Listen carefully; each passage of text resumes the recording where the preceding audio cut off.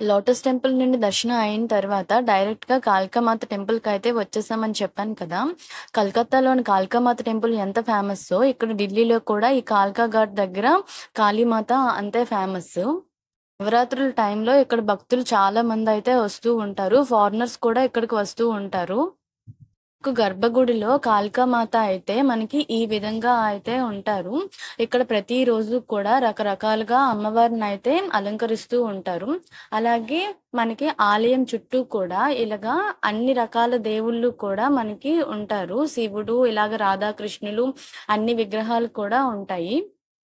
మనకి ఈ కాళికామాత టెంపుల్, అలాగే లోటస్ టెంపుల్ కూడా మెట్రోకి దగ్గరగానే ఉంటాయండి. మనం మెట్రో దిగిన వెంటనే ఒక 500 మీటర్స్ అలాగ డిస్టెన్స్‌లోనే ఉంటుంది. నడిచి వచ్చేయవచ్చు. వర్షం పడడం వల్ల మాకు దర్శనం అయితే చాలా వేగంగా అయిపోయింది. ఎక్కువ మంది జనాలు కూడా లేరు. And thanks for watching.